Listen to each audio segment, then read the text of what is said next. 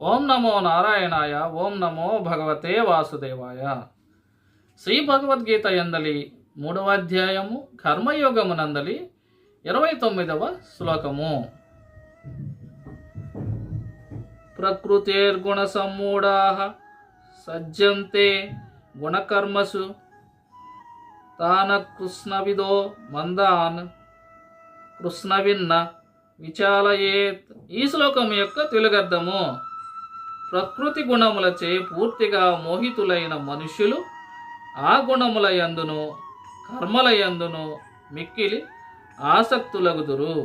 అట్టి మిడిమిడి జ్ఞానము గల మందబుద్ధులైన అజ్ఞానులను పూర్తిగా తెలిసిన జ్ఞాని అయిన వాడు భ్రమకు ఊగిసలాటకు గురి చేయరాదు. శ్రీకృష్ణ పరమాత్మ 27వ శ్లోకమునందు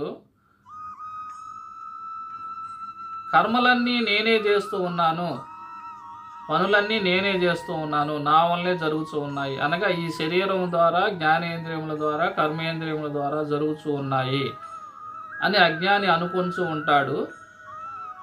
కానీ ఆ కర్మలన్నీ కూడా అనగా ఆత్మ అయిన తనకు ఆ కర్మలకు ఎటువంటి సంబంధం లేదు అని తెలిపినారు. 28వ శ్లోకమునందు జ్ఞాని అయిన అతను ఆత్మ అయినటువంటి నేను వేరు, ఈ శరీరం వేరు. ఈ శరీరము ప్రకృతి, మూల ప్రకృతి ద్వారా వచ్చినది. ఈ మూల ప్రకృతి త్రిగుణాలను కలిగి ఉన్నది, మనసు బుద్ధి అహంకారాన్ని కలిగి ఉన్నది, అలాగే జ్ఞానేంద్రియ కర్మేంద్రియములను కలిగి ఉన్నది. కాబట్టి ఆత్మనైన నేను వేరు, శరీరం అయినటువంటి ఈ శరీరం వేరు అని తెలుసుకున్న అతను ఈ రెండింటిని విడివిడిగా చూస్తూ ఉంటాడు. తను చేసే కర్మలన్నీ కూడా తనలో ఉన్న త్రిగుణాల ద్వారా జరుగుతూ ఉన్నాయి. సత్వరజ తమో గుణాల ద్వారా మనసు బుద్ధి జ్ఞానేంద్రియ కర్మేంద్రియములను ప్రేరేపితం చేయటం ద్వారా జరుగుతూ ఉన్నాయే కానీ ఆత్మనైన నాకు ఎటువంటి సంబంధం ఈ కర్మలతో లేదు. ఈ కర్మలు చేయబడేవి వేరే వాటి చేత. ఆత్మ కానటువంటి త్రిగుణాల ద్వారా మనసు బుద్ధి జ్ఞానేంద్రియ కర్మేంద్రియముల ద్వారా జరుగుతూ ఉన్నాయి. నాలో ఉన్న ఈ శరీరంలో వీటి ద్వారా జరుగుతూ ఉన్నాయి. ఆత్మనైన నాకు ఎటువంటి సంబంధం లేదు. నేను ఒక సాక్షిని మాత్రమే. ఈ శరీరానికి ఒక వెలుగునిచ్చేటటువంటి శక్తిని ఇచ్చేటటువంటిది. ఈ జ్ఞానేంద్రియ కర్మేంద్రియాలకి మనసు బుద్ధి వీటన్నిటి కూడా శక్తిని ఇచ్చేటటువంటి ఆత్మను నేను. వాటికి నాకు ఎటువంటి సంబంధం లేదని జ్ఞాని అనుకుంటూ ఉంటాడని 28వ శ్లోకంలో తెలిపారు.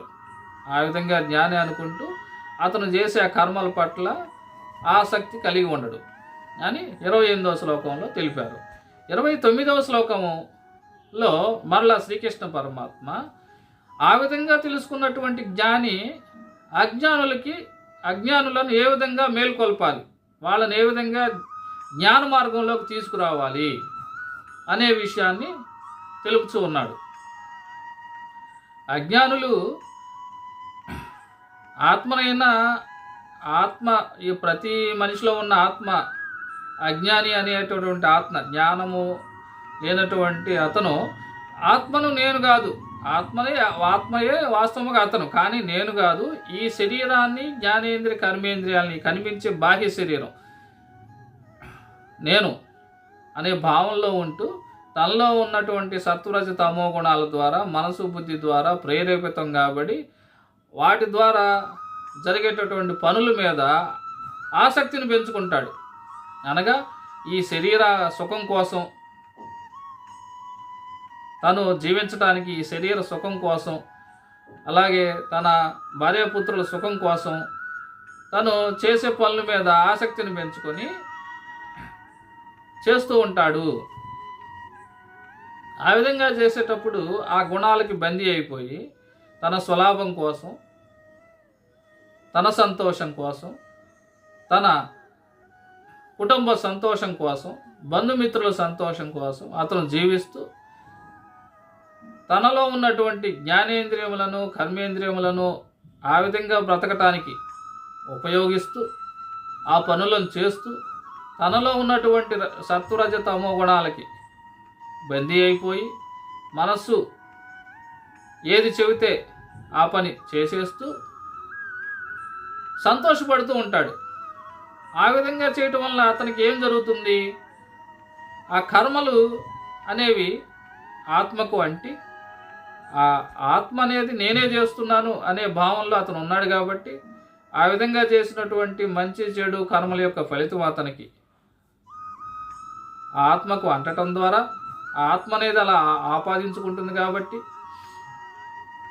అంటటం ద్వారా అతను ఈ సంసార చక్రంలో అనగా జనన మరణ చక్రంలో చిక్కుకొని అతని యొక్క పాపపుణ్య కర్మల యొక్క ఫలితాన్ని జన్మించటం, మరణించటం, ఆ ఫలితాన్ని తీసుకొని పోవటం, మళ్ళా ఆ ఫలితంతోనే మళ్ళా తను పూర్వజన్మలో చేసుకున్న కర్మల యొక్క వాసనా ఫలితంగానే ఈ జన్మలో జన్మించటం, మళ్ళా కర్మలు చేసుకుంటాం, మళ్ళా మరణించటం, ఇలా జనన మరణ చక్రం అనేటటువంటి సంసార చక్రంలో పరిభ్రమిస్తూ సుఖ దుఃఖాలను అనుభవిస్తూ ఉన్నాడు అజ్ఞాని అయినటువంటి అతను. అటువంటి అతన్ని జ్ఞాని అయినటువంటి అతను ఏమి చేయాలి? అతను జ్ఞానబోధ చేయాలి. అతను తెలుసుకున్నాడు. ఏమని తెలుసుకున్నాడు?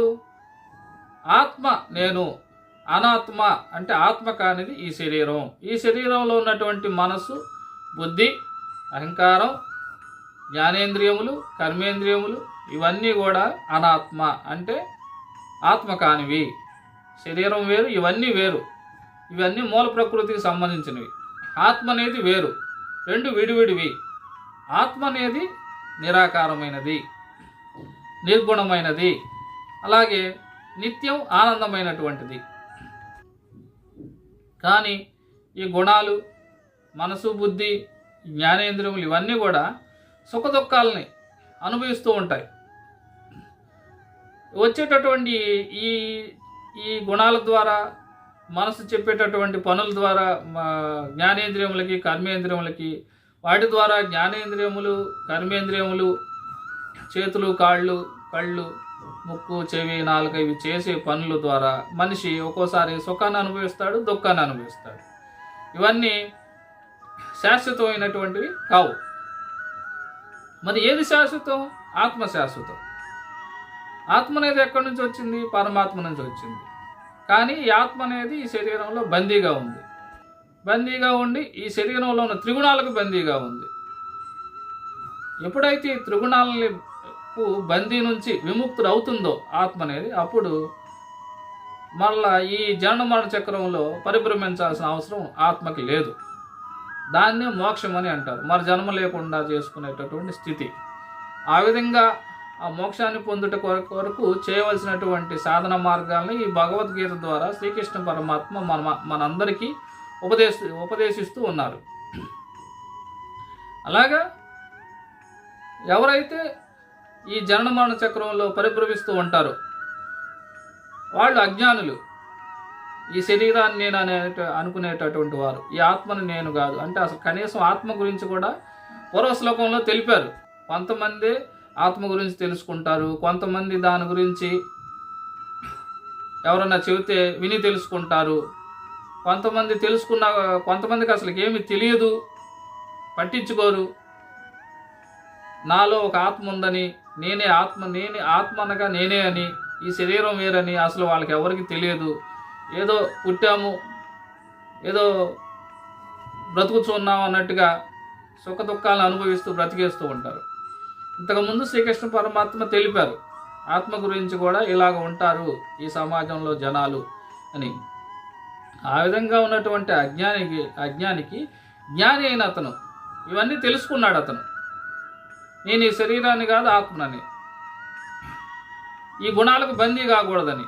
ఈ గుణాలకు బందీ అయితే మరలా నేను జనన మరణ చక్రంలో చిక్కుకుంటాను, సంసార చక్రంలో చిక్కుకుంటాను, సుఖ దుఃఖాలను అనుభవించాలి, మరణించాలి, స్వర్గ నరకాలకు పోవాలి, మరలా భూమికే రావాలి, ఇలా తిరుగుతూ ఉండాలి నేను అని ఎవరైతే తెలుసుకుంటారో వారు ఈ అజ్ఞానంతో ఉన్నటువంటి వారిని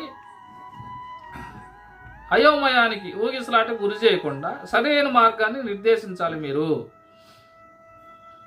చెప్పాలి వాళ్ళకి, అయ్యా మీరు చేసేటటువంటి పనులు మీలో ఉన్న గుణాల ద్వారా జరుగుతూ ఉన్నాయి. ఈ శరీరం అనేది నువ్వు కాదు, నీలో ఉన్న గుణాలు నీవు కాదు, నీవు ఆత్మవు, నీవు ఈ విధంగా సుఖ దుఃఖాలు అనుభవిస్తూ ఉన్నావు. ఇందులో నుంచి జనన మరణ చక్రం నుంచి బయటపడాలంటే నువ్వు ఏ విధంగా నడుచుకోవాలి అని వారికి సరైన మార్గాన్ని నిర్దేశించాలి. వాళ్ళ యొక్క మనసుల్ని వాళ్ళ యొక్క బుద్ధిని భ్రమకు గురి చేయకుండా, ఆ మార్గంలో నడిచే విధంగా కాకుండా వేరే మార్గంలో జనన మరణ చక్రంలో పరిభ్రమించే మార్గంలోకి వాళ్ళని పంపించకుండా నువ్వు తెలుసుకున్నావు కాబట్టి వాళ్ళకి సరైన మార్గాన్ని నిర్దేశించు. వారికి సరైన మార్గాన్ని నిర్దేశించకుండా వారి యొక్క ఆలోచనలని బుద్ధిని భ్రమకు గురి చేయొద్దు నీవు అని శ్రీకృష్ణ పరమాత్మ జ్ఞాని అయిన అతనికి అజ్ఞానికి ఉపదేశించమని చెబుతూ ఉన్నాడు. మంచిగా నువ్వు ఉపదేశించు, వాళ్ళకి చక్కగా చెప్పు, అర్థమయ్యే విధంగా.